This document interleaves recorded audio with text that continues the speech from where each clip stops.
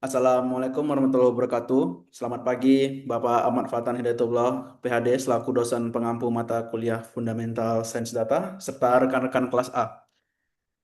Pada hari ini, kami dari kelompok SCP akan mempresentasikan hasil akhir dari proyek kami yang berjudul Implementasi Supervised dan Unsupervised Learning. Perkenalkan, saya Galang, dan bersama saya ada rekan-rekan tim saya, Fadli, Abim, dan Fikri. Sebagai pembuka, sebelum kita masuk ke teori yang rumit, kami ingin langsung mendemonstrasikan hasil akhir aplikasi kami. Ini adalah yang terbuka untuk studi kasus pertama, yaitu adalah prediksi kelayakan air minum. Di sini kita memiliki 9 slider fisikokimia. Jika kita membiarkan nilai air berada pada batas normal, maka akan memprediksi air ini layak. Namun, mari kita coba geser nilai pH menjadi sangat asam, misalnya 2, dan kita naikkan kekeruhannya ke tingkat maksimum. Drastis dan algoritma ini akan menyimpulkan bahwa air ini tidak layak minum. Beralih ke aplikasi kedua, ini adalah hasil pemodelan unsupervised learning untuk segmentasi gaya hidup kota. Kita bisa memasukkan karakteristik sebuah wilayah, misalnya kita naikkan skor kebahagiaan dan rasio ruang hijau ke angka yang tinggi, lalu kita turunkan kepadatannya. Layar langsung memetakan input ini dan ke dalam klaster yang kami sebut sebagai kota hijau dan tenang.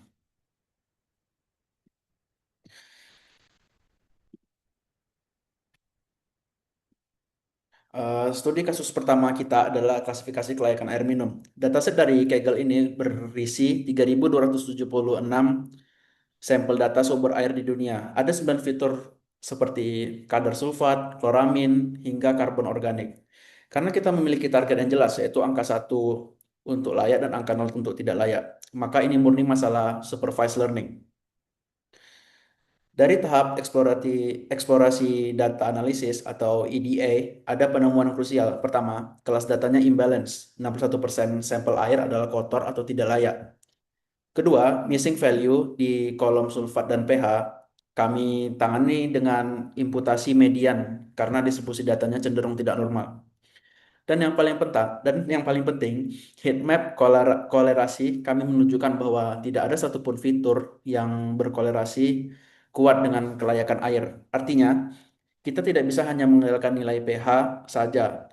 Kelayakan air adalah hasil interaksi nonlinear dari 9 fitur mendasar mengapa kita butuh machine learning. Bagaimana kami meracik data ini agar tidak bias? Bagian ini akan diperdalam oleh rekan saya, Fikri.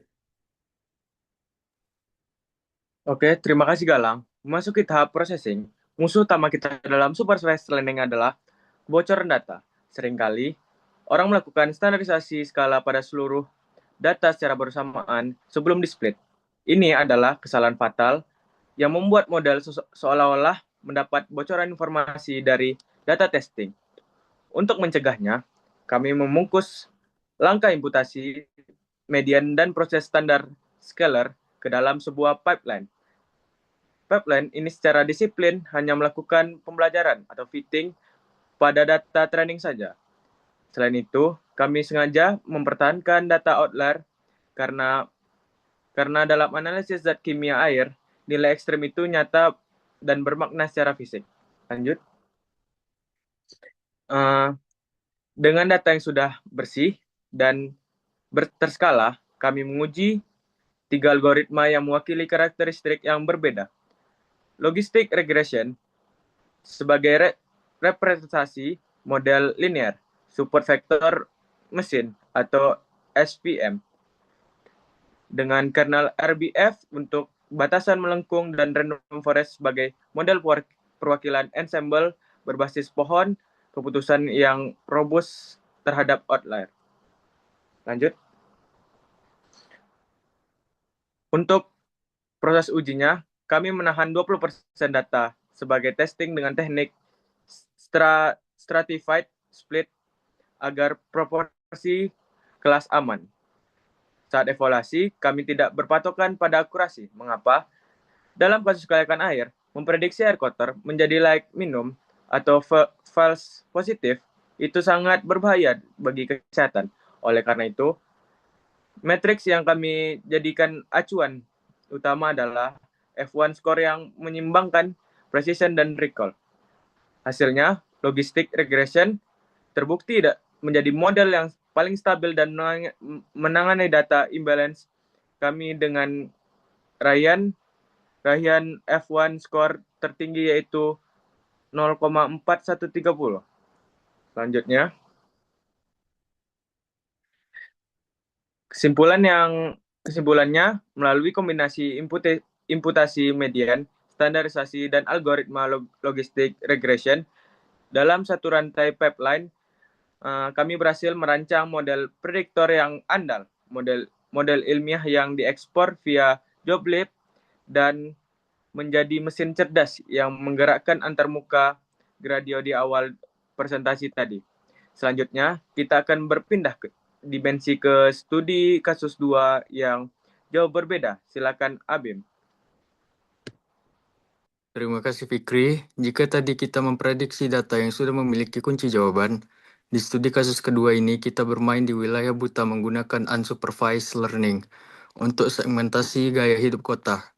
Kami memproses data set dari 300 kota di dunia yang memiliki 8 variabel numerik, seperti angka kepadatan penduduk, rata-rata biaya sewa, hingga skor transportasi umum. Karena tidak ada label atau target, no label. Tugas analitik kita di sini adalah membiarkan algoritma menemukan sendiri komunitas atau kelompok kota dengan karakteristik yang serupa. Lanjut. Pada tahap EDA, kami mengidentifikasi dua rintangan utama. Pertama, skala data sangat jelompang. Kepadatan penduduk bernilai belasan ribu, sementara skor kebahagiaan hanya di skala 1-10. Jika ini langsung dimasukkan ke algoritma yang menghitung jarak seperti K-means, fitur bernilai akan mendominasi dan mengabaikan fitur kecil. Kedua, ada multikolinearitas yang tinggi antar beberapa fitur. Temuan ini menjadi justifikasi kuat bahwa metode reduksi dimensi sangat diperlukan. Lanjut. Pada tahap pembersihan, selain membungkam kolom identitas seperti nama negara yang tidak relevan untuk perhitungan matematis, kami melakukan perlakuan khusus pada outlier. K-means sangat sensitif terhadap titik data yang ekstrim. Namun, kami tidak ingin membuang baris data kota tersebut. Solusinya, kami ingin melakukan teknik clipping batas IQR atau interquartile rank. Artinya, nilai yang terlalu melenceng ditarik ke ambang batas maksimal wajar sehingga centroid model kita tidak akan melenceng jauh. Setelah itu, barulah semua kolom kita setarakan dengan standar scalar. Bagaimana metode reduksi dimensinya bekerja? Rekan saya Fadli akan menjelaskan. Terima kasih Abim. Yang berikutnya pemilihan algoritma. Untuk menaklukkan data kota ini, kami merangkai dua algoritma. Pertama, PCA atau Principal Component Analysis. PCA mengambil 8 dimensi data awal dan meringkasnya menjadi beberapa komponen utama saja yang saling tegak lurus atau ortogonal. Ini secara instan menghapus noise dan masalah korelasi ganda. Hasil kompresi dari PCA ini kemudian kami tembakkan ke algoritma clustering andalan kita yaitu K-means. Berikutnya, evaluasi hasil. Karena kita tidak punya kunci jawaban, untuk mengukur akurasi, evaluasi harus dilakukan secara matematis pada struktur ruang datanya. Kami menggunakan kombinasi 3 metrik. Yang pertama, elbow method, mencari patahan grafik terbaik. Yang kedua, silhouette score, memastikan klaster terpisah dengan rapi. Dan device Boldin index, memastikan anggota klaster rapat. Ketiga matriks tersebut secara bulat menyimpulkan bahwa K sama dengan 3, atau membagi data menjadi 3 kelompok adalah jumlah klaster paling optimal untuk dataset ini. Yang berikutnya, karakteristik klaster. Saat kita memproyeksikan ulang ketiga klaster tersebut ke data aslinya, terbentuklah 3 segmen lifestyle kota yang sangat masuk akal. Klaster 0 kami mengidentifikasi sebagai kota mahal dan padat. Karakteristiknya mirip megapolitan yang sewa rumahnya mahal, padat, namun minim ruang hijau. Klaster 1 adalah kebalikannya, yaitu kota hijau dan tenang. Ini adalah kota-kota yang indeksnya udara sangat bersih, kepadatan rendah, dan tingkat kebahagiaan warganya paling tinggi. Berikutnya, klaster 2 adalah kota ekonomi menengah. Kota ini sangat balance atau seimbang, di mana transportasi publik dan teknologinya bertumbuh secara moderat. Pola ini yang menjadi dasar aplikasi gradio segmentasi yang kami peragakan tadi. Kesimpulan dan penutup. Sebagai penutup presentasi, nilai terbesar dari penelitian kami hari ini bukanlah pada perolehan skor atau penggunaan metode machine learning tingkat lanjut, melainkan pada keutuhan proses, end-to-end proses.